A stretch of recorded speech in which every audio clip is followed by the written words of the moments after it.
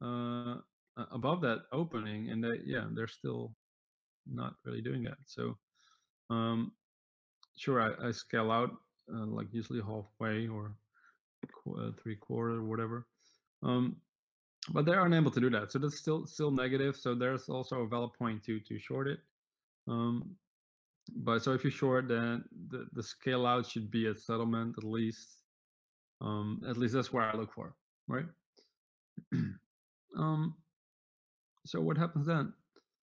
Well, it's also still below the VWAP, right? No, that's not on here. Should have maybe add that later. If I do that now, it reloads this chart, so I won't add it on this one. But as you can see, it's also still below the VWAP. For me, that's also really a big indicator. It's pretty much the only indicator that I kind of look at. Um, for the rest, I don't think a lot is really that interesting. Um, because well, I don't know your level, but the VWAP is pretty important. A lot of institutions trade from it, and there's a lot of algorithms written around the VWAP. So it's always um, is worth some trading or works at resistance support and stuff like that. Um,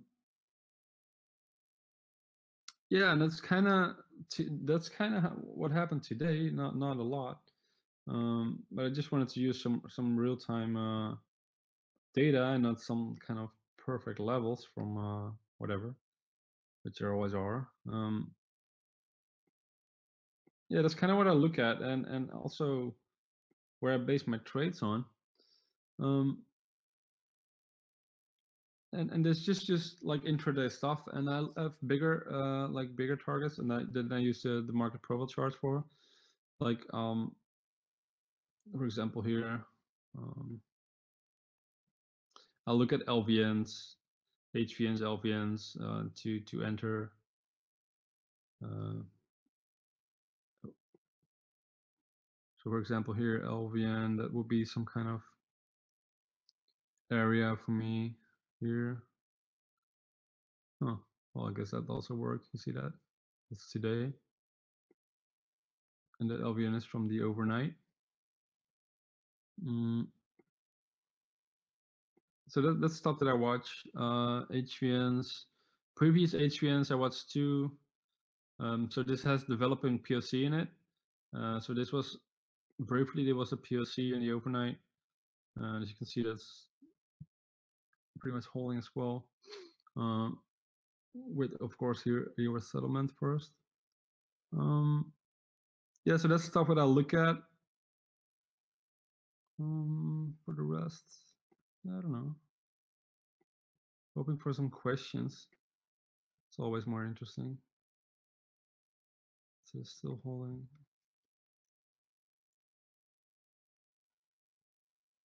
This is right now.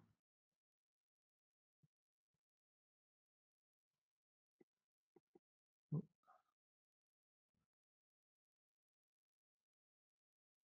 cool. All right. Any questions so far?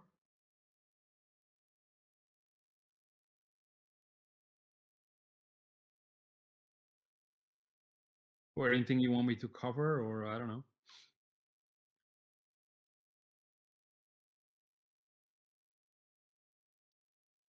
Nothing. You guys are extremely quiet.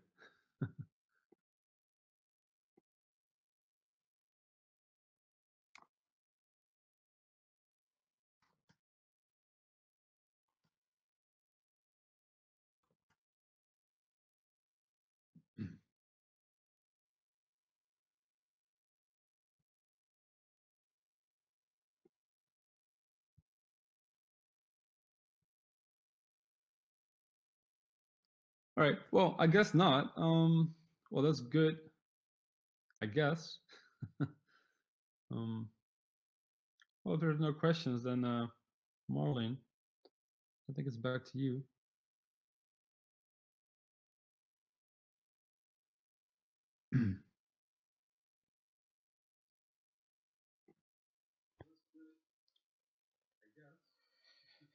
Hey, Niels, can you hear me?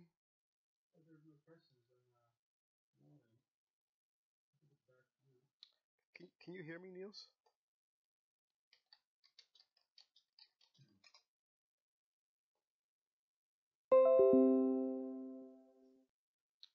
Am I on the list? Nope. Damn.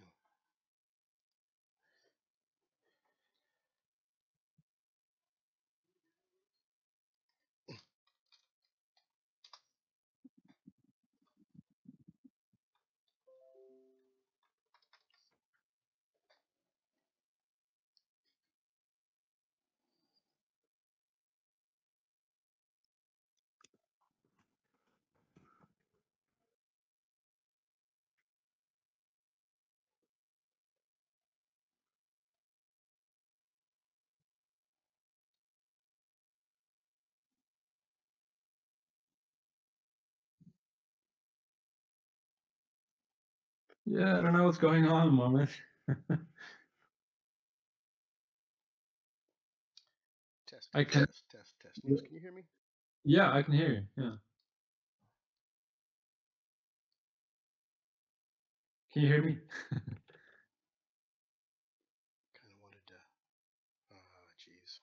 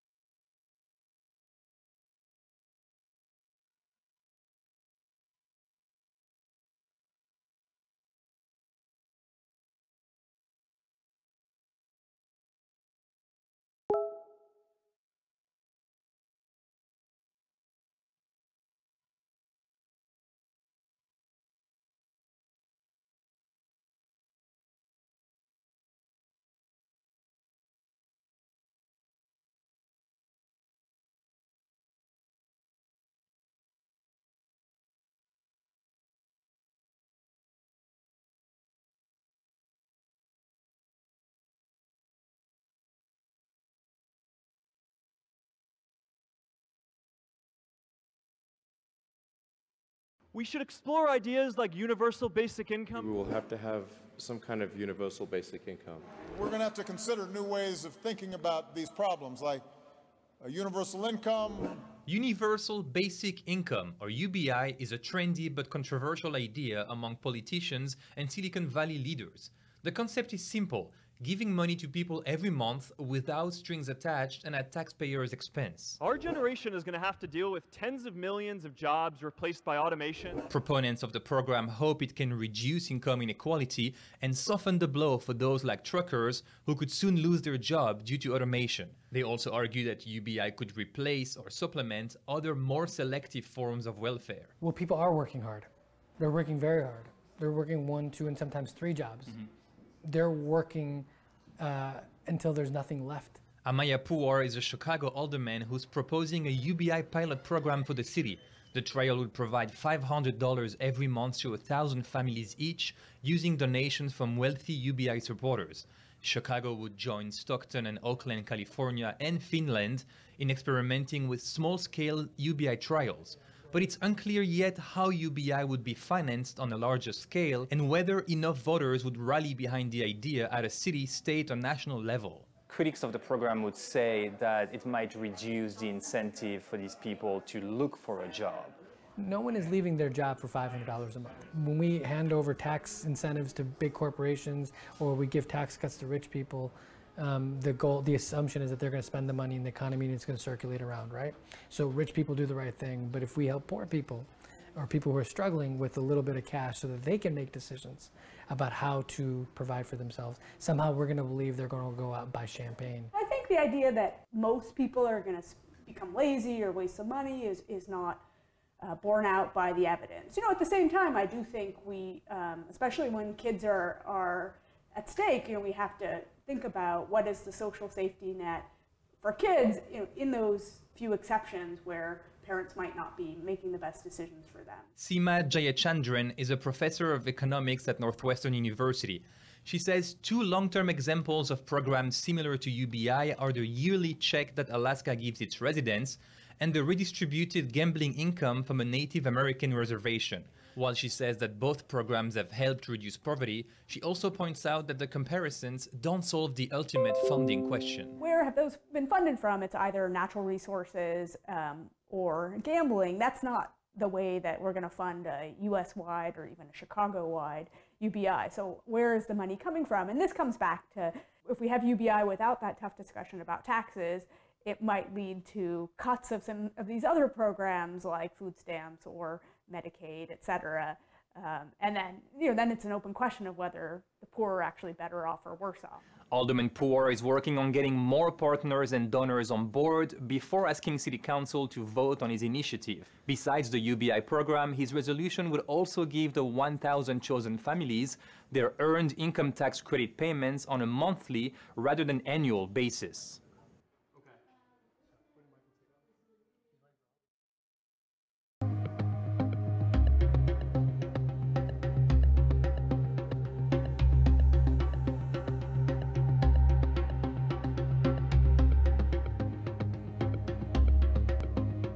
I came in from a trip I'd been on, and I spotted it looked odd. It was a woman of a different ethnicity than the child, this little toddler she had, and something didn't click with me. I went over to the police and I told them what I thought, and they went over and questioned her, and by God, she was trafficking that kid.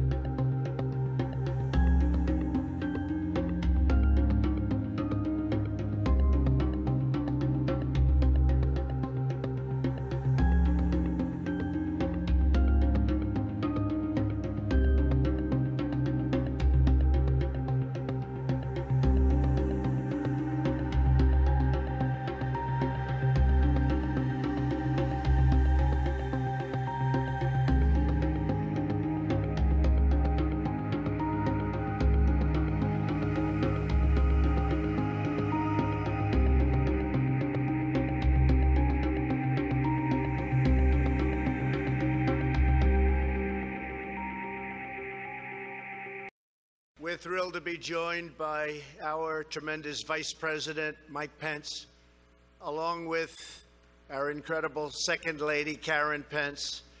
And by the way, I've gotten to know Karen so well. She is a Marine Corps mom, a tremendous woman, a proud supporter of military families.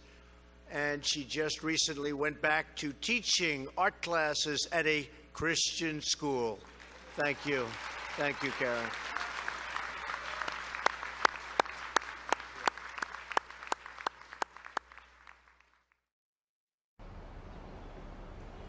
You ready for this? I've never been more ready for anything in my whole life. Award season has one of my favorite films racking up a ton of acclaim, If Beale Street Could Talk. Directed by Barry Jenkins, it's the first ever Baldwin novel to hit the screen. But Beale Street is more than just a movie. I'm Taryn Finley, and I'm here with my colleague Ziba Blay, HuffPost senior reporter, and we're going to talk about why exactly this movie matters. I've seen it, you've seen it. I love it. I think that this movie is just such an amazing depiction of Black love. But what exactly, through Fonnie and Tish's relationship, do you think this movie is saying about Black love? Fonnie and Tish are such an interesting depiction of romantic Black love, but then there's also the levels to it. There's the familial love between them and their family. There's mothers and daughters. There's fathers and daughters. There's just community. And I think what the film is saying overall is that love has the power to get people, and in this case particularly Black people, through all of the BS that that society throws at us. That is the one thing that keeps our spirits intact, and I think it's really, really beautiful. Yeah, yeah. There are so many things like through that society throws at us, that life throws at us, you know, just by like being Black and loving. It shouldn't have to be a political act, but it is. It really is. And it's this kind of love that reminds you that you are supported, you are loved, you are valuable, no matter what, is something that I don't think I've seen too much, you know, in mainstream. At least, at the very least, you haven't seen it as the running theme of a film. I mean, I think that it's one of the central things in this movie. There's a line that Regina King's character says, "Remember, love is what brought you here. And if you trusted love this far, don't panic now. Trust it all the way." And I think that's such a beautiful message, and it's really what makes this, I think, one of the most important Black films made in like at least the last 20 years. Wow.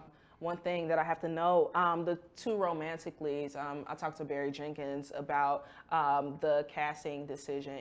In the book, the character Stephan James plays, Fonnie, is written to be light-skinned because there's this dynamic of colorism in the book. His whole family is light-skinned. But, you know, Stephan came in, gave an amazing audition. It was clear to me that he was my Fonnie. And I think in a colorism spectrum, typically a character is written dark-skinned in the source material and cast light-skinned. So I thought, if we're going to flip it, it's okay to flip it this way. I say that to say that it wasn't intentional and it wasn't second nature, but the result is people are now seeing these very dark-skinned Black people in a love story. I just think that there's something about seeing two darker-skinned people on screen together that is powerful, because as we've talked about before, we haven't seen that a lot, but also just the beauty of it. Barry Jenkins films Black people beautifully, and there's something about seeing these two bodies together and them in the moonlight and all these things that conveys a feeling, an emotion, and I think that it's really powerful to see. It isn't just about romantic love, it's about brotherly love. The beautiful scene, the beautiful heart-wrenching scene of Brian Tyree Henry and Stephan James's characters having this moment. They still say that I stole a car. I mean, yeah, I had a little bit of pot on me when they grabbed me, but man, I don't even know how to drive a car, Fonnie. But then it sounded a whole lot better than a marijuana charge you did.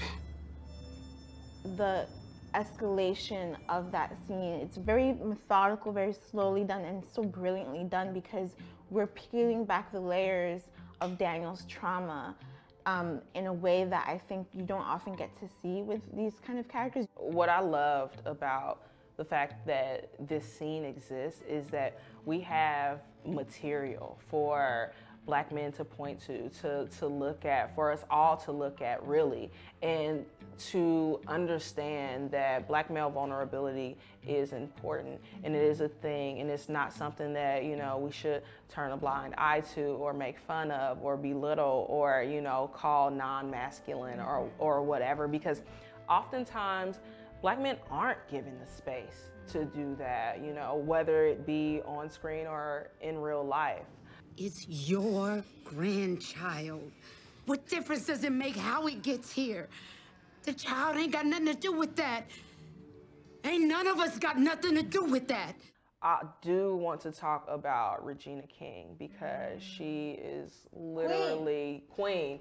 And you told me that Regina actually means queen. Yeah, so she's Queen King. Her name is literally Queen King. I think the thing about her performance here that is so arresting is just the subtlety of it. She, you know, a lot of times when we think about award-winning performances, we think about people really chewing the scenery and doing the most. And in this film, Regina is quiet and cool and just sort of taking everything in and giving back to us a really beautiful, understated performance that I think is, in a lot of ways, the anchor. I think she just does an amazing job of showcasing and really personifying the work, that not only just like the emotional labor, but everything that Black women pour into making sure that our families are sustained. She's literally exemplifying how Black women are the glue of our families, which I really appreciated. The entire film is just so beautiful, and I think about not only just from a narrative or a plot perspective, but from this cinematic, this very artistic perspective. We've seen from Barry Jenkins in Moonlight and now Beale Street how much care he takes for Black subjects and for Black art, period.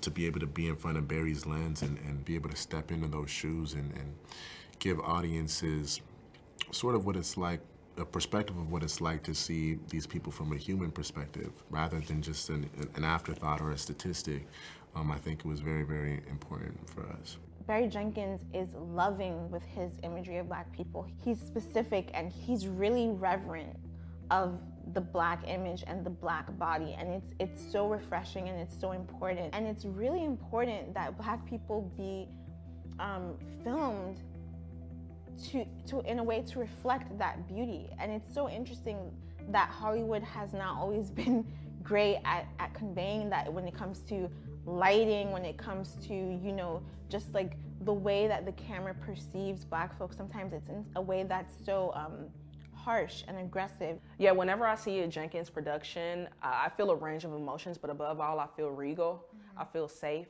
and I feel just very seen.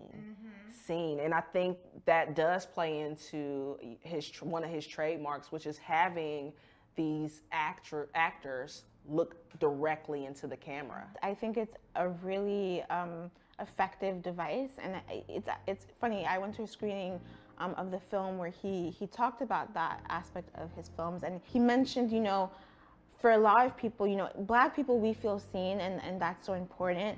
But, you know, Black people aren't the only people watching his movies. For many non-Black people, this character staring you straight in the eyes, for some people that might be the first time that they're staring a Black person in the eyes and like actually like being confronted by their humanity in a very visceral way. And I think that's such an interesting commentary on like what representation can do. Barry has said often, many times about this film, that it's an aggressively Black film, and I think that we're in a moment now where Black film is aggressively Black, and I think that is really, really exciting. I'm so excited that we have Barry Jenkins, that we have Lena Waithe, that we have Issa Rae, that we have all of these people from these different perspectives showing and telling Black art without, like you said, the white gaze in mind. You ready for this? I've never been more ready for anything in my whole life. All right, y'all, so that is Beale Street. If you haven't seen it, you absolutely must. Zeba, thank you so much for joining us.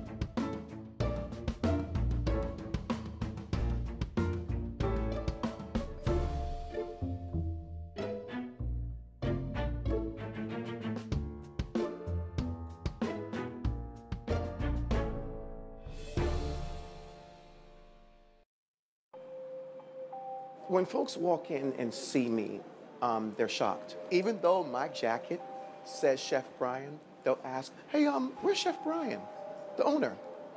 And I'm like, hey, how are you? I'm Chef Brian. I'm still a fryer. And they're like, hey, what are you doing here? I'm like, excuse my French, I'm like, I own the place, okay? The only thing they think is, if you aren't a white man, what are you doing here?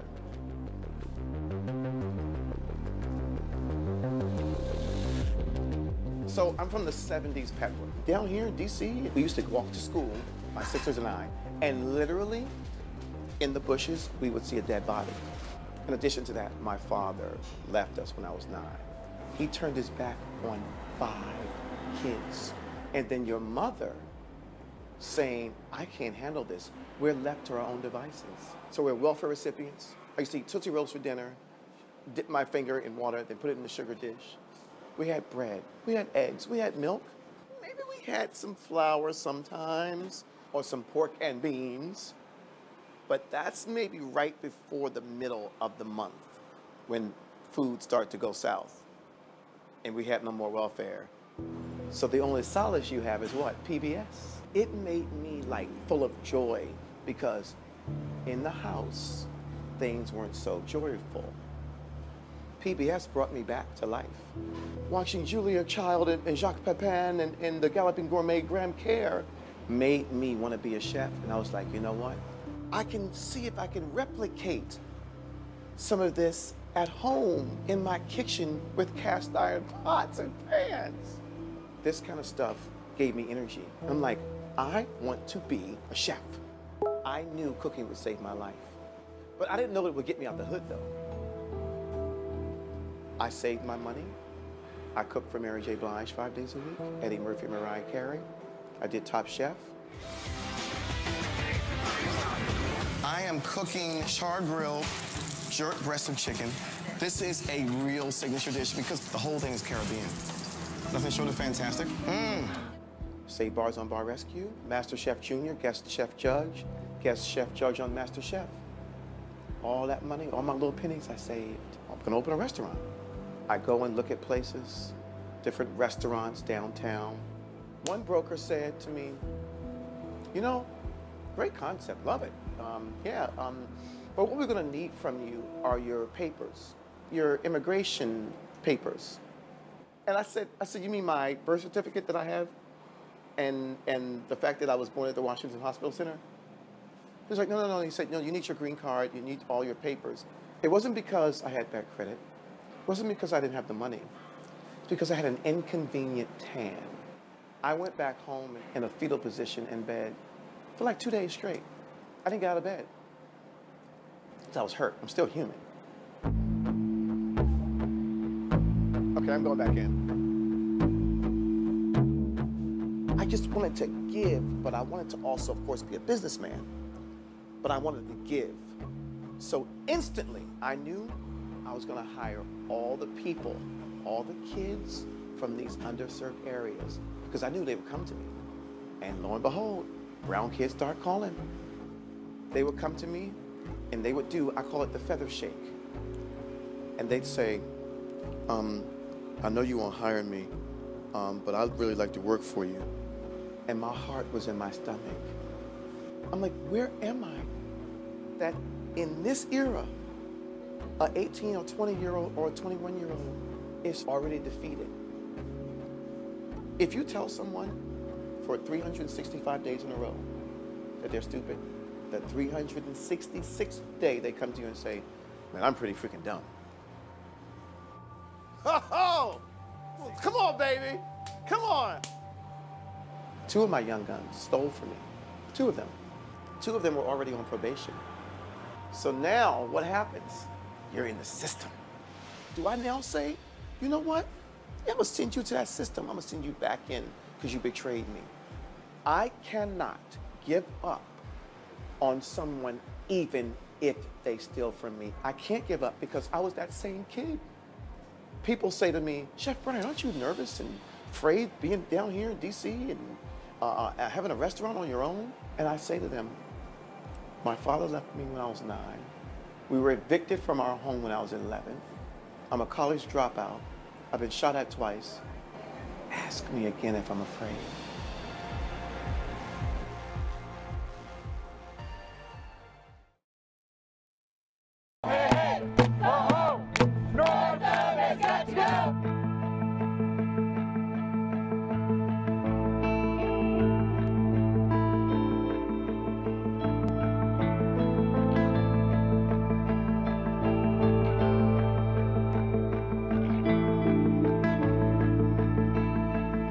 I'm asking for the opportunity to earn your forgiveness.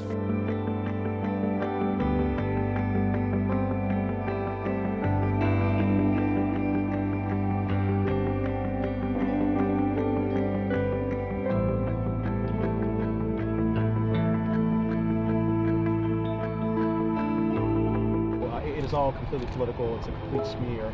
The manipulation is completely obvious. I mean, this is one of the most blatant examples of a smear that I think you can see with something that's completely uncorroborated. As I said before, the reason it's uncorroborated is because it's not true.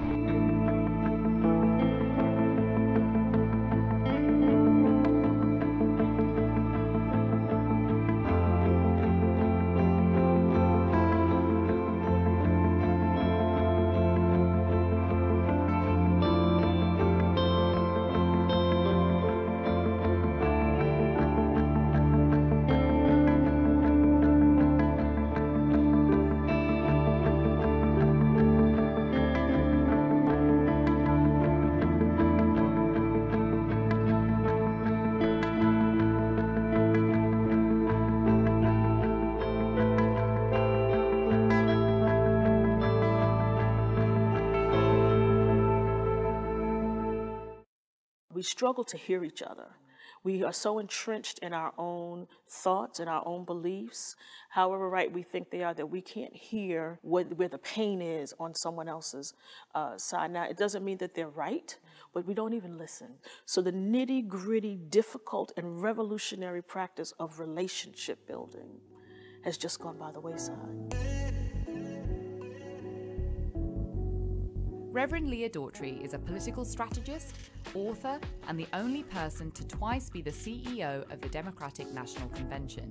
I sat down with Leah at her family's church in Brooklyn, a place steeped in activism, to discuss 2020 presidential candidates, the fight for voting rights, and her new book, For Colored Girls Who Have Considered Politics. You co-wrote this book with three other very powerful, very prominent Black women, Donna Brazile, Yolanda Caraway, and Mignon Moore.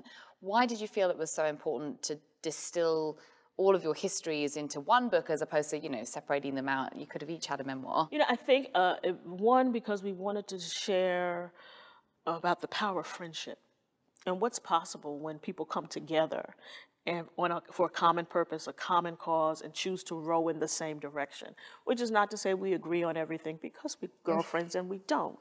But on the big issues of the day, we can come together and decide this is what we think works for our community, what will yield the best results for our community. We've been in this business now, all of us, 30 plus years, and we said we should share what we've learned, both from a historic perspective, but as women are rising and climbing up the political ladder, and not just politics, business, education, industry. When you were on your coming up, obviously we know a bit about your history, but coming out, what were some of the biggest hurdles you faced? Particularly in politics, when I was coming up, there weren't a lot of women. There weren't a lot of women role models. And so one of the things we learned early is that your biggest champions, role models, mentors may not look like you, because they simply weren't. We were the only Black women in the space, with a couple of C. Dolores Tucker and Maxine Waters, but there weren't people at the DNC that we could say, hey, how do you navigate this process? So our champions became white men who were willing to invest time, energy, effort in helping us navigate the system, understand the rules, work inside the tent. So that was one of the biggest lessons we had to learn, that mentors may not look like you. You were the CEO of the Democratic Convention 2008 and 2016. How has the political landscape shifted, from the time that you were CEO of the Democratic Conventions? In 2008, what you had was, interestingly, juxtaposition to 2016, you had a newcomer, Barack Obama, and a person who'd been in the game for a long time, Hillary Clinton. Barack Obama brought a ton of new people into the process, and folks who begin paying attention to how nominations are structured and how you win a nomination, he went on to win. In 2016, you had the same dynamic. A newcomer, Bernie Sanders, against a long-timer, Hillary Clinton. Bernie brought a lot of people into the party, but he wasn't able to convert that into a win. So it's an interesting juxtaposition of the two races and why the newcomer was able to win the first time, but not the second time. You talk about this in the book as well, but you have had your own experiences with Bernie Sanders and the way that he has sort of interacted with the Democratic Party and with the apparatus of sort of the Democratic Party. What do you think about Bernie Sanders and his kind of attempts at the moment to try and make amends for not just accusations of sexual harassment that were kind of in his campaign, but also the way that he is trying to seemingly make amends when it comes to racial balance? So I put my party leader hat on for this. I think he has some good ideas. I think he's obviously been re-elected by the people of Vermont several times to serve.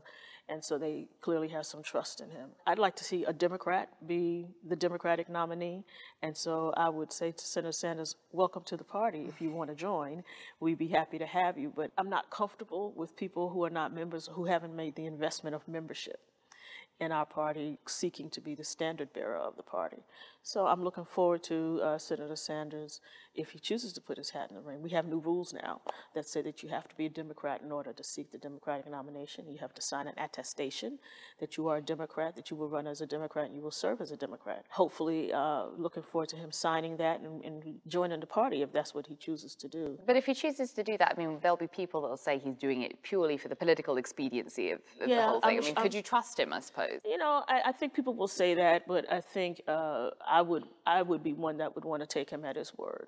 Kamala Harris threw her hat in the ring, and already there's birtherism. I mean, Yeah. did you imagine that we were going to be talking about birtherism again? I think given the tone and the tenor of the country under the current president, what has been unleashed and permitted under the current presidency, and the fact that America has not fully dealt with the challenges of race and had a full and open conversation about race. Yes, I imagined it could happen again. I am not shocked at all. She announced, and the very next day we're talking about who her parents are and whether they were citizens. And you have a national television correspondent saying the onus is on her to prove she's American.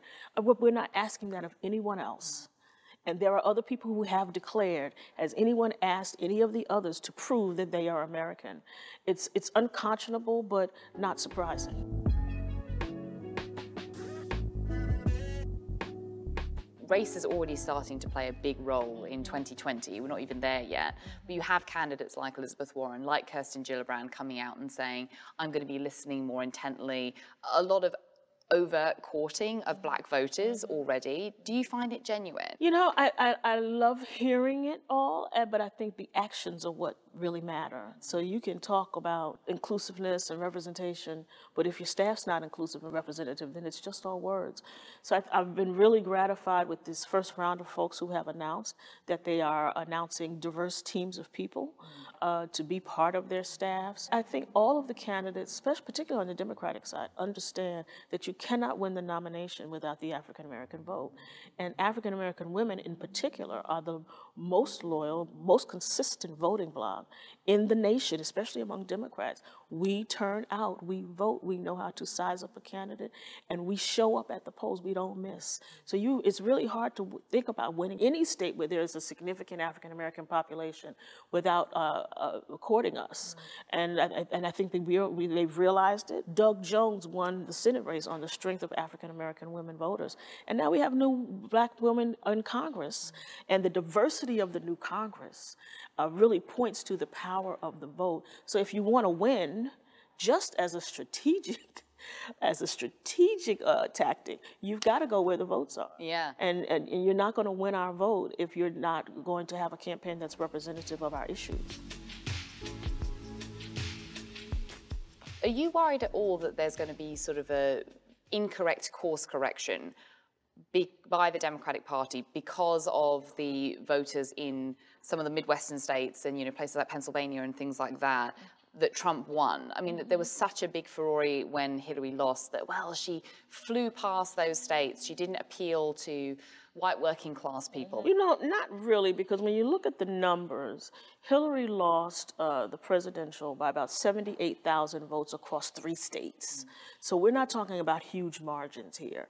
And when you factor in the Russian interference in the election, what we now know and what Mueller is uncovering every day, the interference of a foreign government in our electoral process, I don't know that there really is how much of a valid claim you can really make on we lost the white working class voters. 78,000 votes across 3 states. In the scheme of the millions of people who voted, it's a very small margin. Here's the other thing I would argue. The issues that concern African American voters, education, the safety in our communities, livable streets, affordable housing, are not issues for black people. They're issues for all Americans. And, you know, Reverend Jackson used to say, when America gets a cold, black America gets pneumonia. So if those are the things that we're feeling the brunt, everybody else is feeling the same brunt. And so to make them racial issues or to make it that black people care about a set of issues that no one else cares about is, I think, a faulty premise. How big do you think that the Stacey Abrams issues and voter suppression issues are going to be in this election? I mean, do you see it as actually having an indelible mark on 2020? I think Stacey was robbed. When you have the person in the game also refereeing the game, who also wrote the rules for the game, there's something really unjust about that. And we know that votes weren't counted. We know that there were arbitrary rules that kept absentee ballots from being counted and so forth. And she's taken that on as an issue. I think she's called it Fair Fight Georgia. And so she's really taking on voter suppression, voter intimidation tactics as something that she's rallying around. And I think we watched that and we knew it was wrong. We knew it was wrong, and we knew in polling places across the country that people were having challenges voting. And you cannot have a representative democracy if the people aren't represented. And you're not going to have people represented if they can't vote. That is the fundamental plank of our American system. It's why we left England. It's why we left the Queen. Fine, you're welcome. Because we wanted to have a hand in our own destiny. Yeah. And so if we're going to violate that very basic principle and not allow the people to participate in deciding who makes decisions for them, then we have a really fundamental problem. Do you feel like there's going to have to be a rewriting of the Voting Rights Act in a sense? The Congress is already working on that. Thank goodness for Nancy Pelosi and the Democrats. One of the first things they did was introduce legislation that would deal with these voting rights and voter suppression issues. What we need is a 21st Century Voting Rights Act to really look at the challenges that are in play now. That when we did the first one in 1965, we didn't have electronic voting. It wasn't early voting. All of these new technologies have introduced new layers of challenge for our voting system, and we have to deal with them. And that's what a new Voting Rights Act would do. Obviously, you're a woman of faith with sat in the house of God. I think that the warmth to this space has kind of been something that is been lost in sort of discourse. I feel like religion in the last few years in particular seems like it's become weaponized because there has been a real focus on very specific kind of evangelicalism, and obviously the vice president and his very particular faith-based views and how they have perhaps either influenced policy. Obviously, you know, we have an administration that has a religious task force. That's the first time an administration has had anything of that particular kind before. Do you feel that religion today is actually being weaponized in a negative way as opposed to a positive way? You know, yes, particularly from the right. I really struggle to understand the text that they are basing their beliefs on, because I don't know what Bible they're reading. It's just foreign to me. But you see this weaponization and this particularly with Trump, where they are willing to forgive things in him that they would not forgive in Bill Clinton. And they demonize Bill Clinton for whatever perceived wrongs, and Donald Trump gets a pass. And so you just wonder, as people of faith, we have one plumb line. We have one standard, and that standard is the Word of God, and it goes for everybody. I think for part of the rise of the religious right is the fault of the religious left. because for many of us, black church accepted, to the side, for many of white Protestantism, white Catholicism on the left, they've chosen to be silent for decades. They've chosen to either dismiss the religious right or sit in their churches and cathedrals and hope that prayer and fasting will bring about and they chose not to challenge their white brothers and sisters whose beliefs are different from the word and the way of God. And so I often say to them, you've got to speak up. You cannot leave this for black Christians and a social justice ministry to challenge these folks on the right. Your failure to do that has created a vacuum that has allowed these people to rise. And we wouldn't have to be working so hard if we hadn't been silent for so many years. You talk about foundation and values in your book. What do you want people to take away from the book? Aside from female sisterhood and friendship, what are you hoping people take away? I hope people take away that service is a great thing, and that all of us can serve. As Dr. King says, you don't have to be great to serve. You just have to put yourself into it and decide. And I want people to understand that public service is a noble thing. You can do anything. You don't have to have an auspicious background with with all the bells and whistles. Hard work is a necessary thing. There are no overnight wonders. Overnight wonders often take years to happen.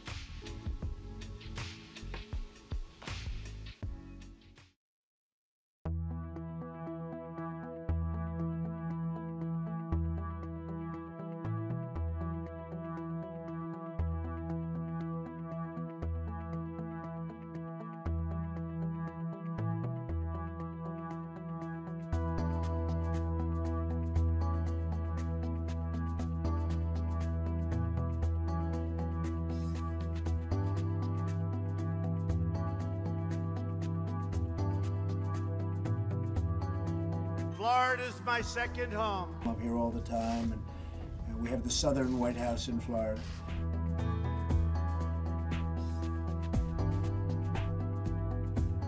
Now, I actually said I was the best golfer of all the rich people. And we have golf. I love golf. Golf, golf, golf, golf. More, more.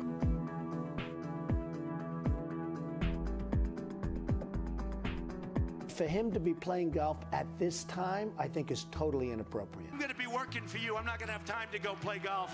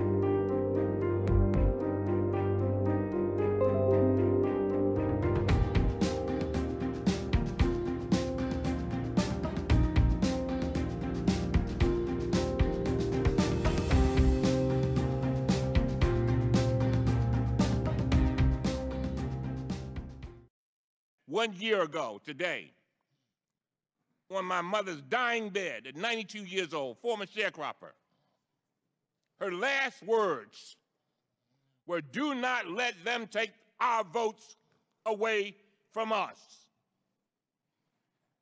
They had fought, she had fought and seen people harmed, beaten, trying to vote. Talk about inalienable rights. Voting is crucial, and I don't give a damn how you look at it. There are efforts to stop people from voting. That's not right. This is not Russia. This is the United States of America. And I will fight until the death to make sure every citizen, whether they're Green Party, whether they're Freedom Party, whether they're Democrat, whether they're Republican, whoever has that right to vote. Because it is the essence of our democracy.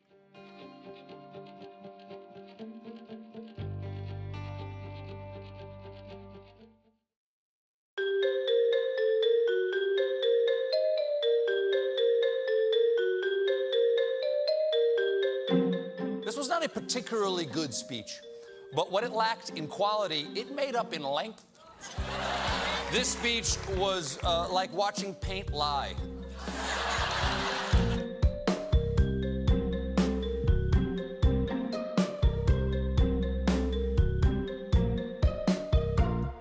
An economic miracle is taking place in the United States, and the only thing that can stop it are foolish wars, politics, or ridiculous partisan investigations.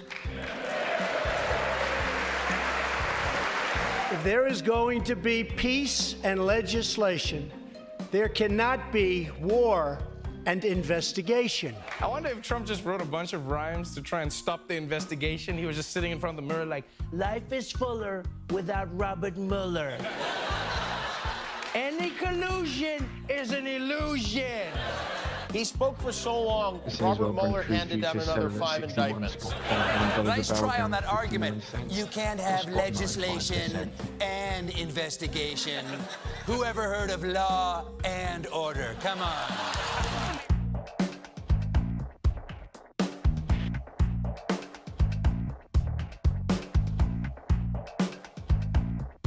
All Americans can be proud that we have more women in the workforce than ever before.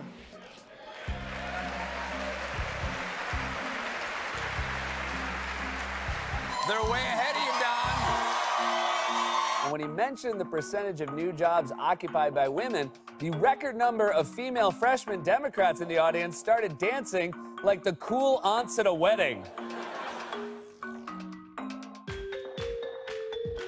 Nancy Pelosi got bored and just started looking through the menu halfway through. Like, what is she doing?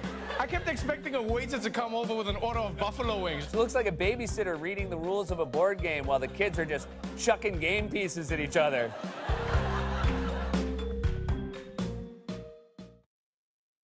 If we're a democracy, then the people are the government. The government is the people. It's on every single one of us to make it right.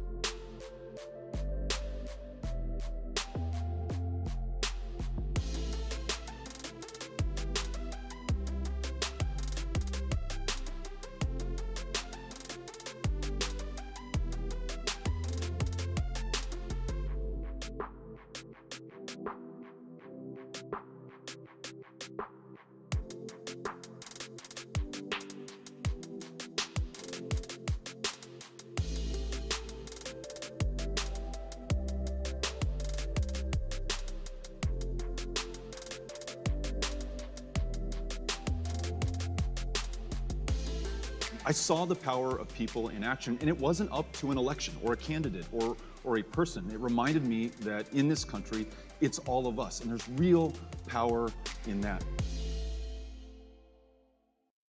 I just nominated Naomi to be on the D.C. Circuit Court of Appeals, the seat of Justice Brett Kavanaugh. So that could be a big story.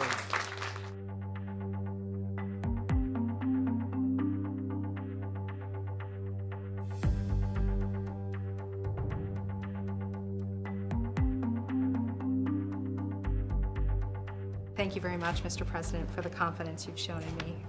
I greatly appreciate it.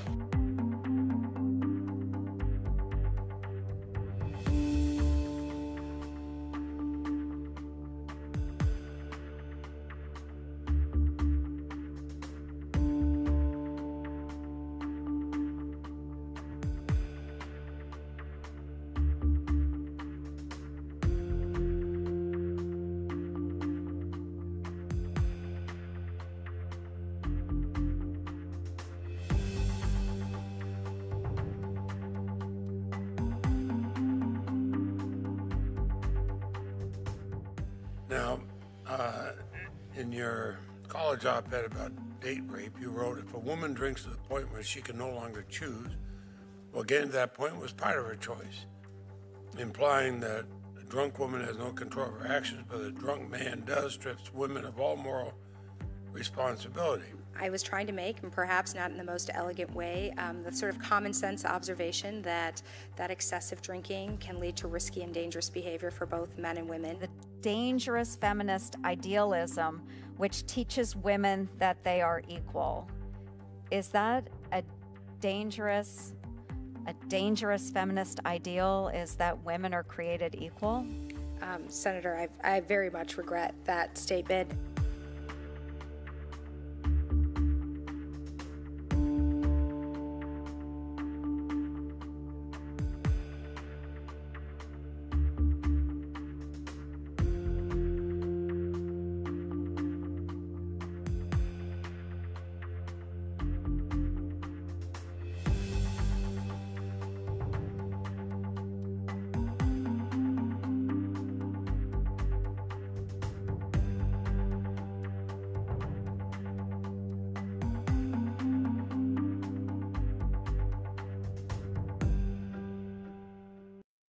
Members of Congress, the state of our union is strong.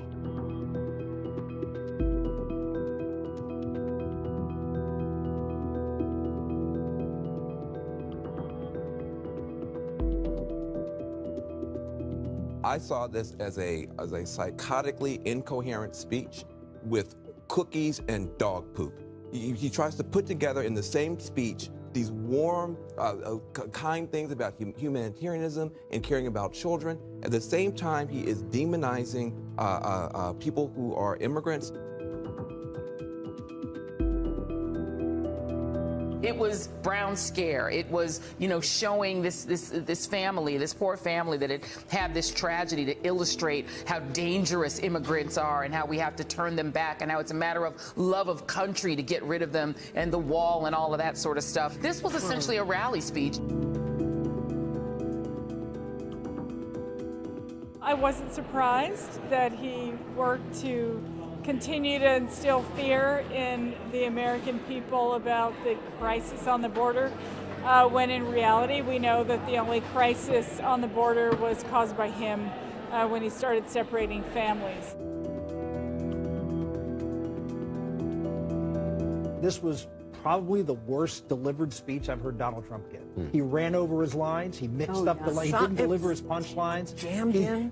He would deliver a line and go to the next issue, and I don't think he even realized he was moving on to the next issue.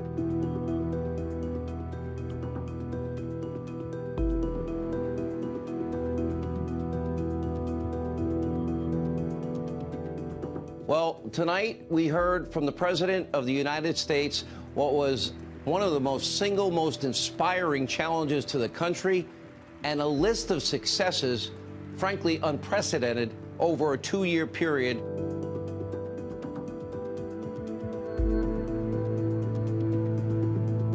But I have to tell you the truth.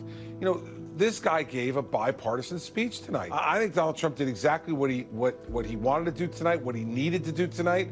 Actions are going to speak louder than words. But if he hadn't used the words, people would be all over him tonight, too. He did a good job tonight. The president gets an A from me tonight. Thank you. God bless you. And God bless America. Thank you very much. America is made stronger by the presence of immigrants, not walls.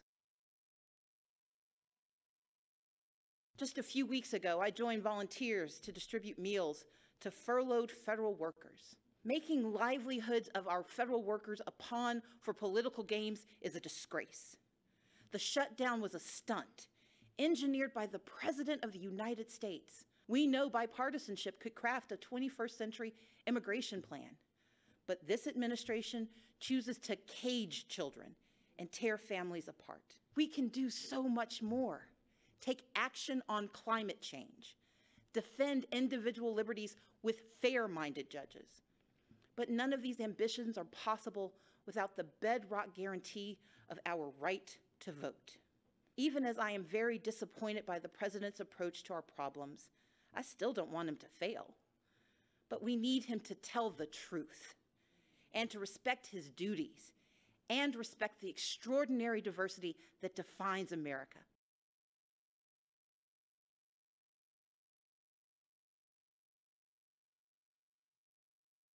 Tonight, we are also joined by Pittsburgh survivor, Judah Samet. He arrived at the synagogue as the massacre began. More than 7 decades ago, he narrowly survived the Nazi concentration camps. Today is Judah's 81st birthday.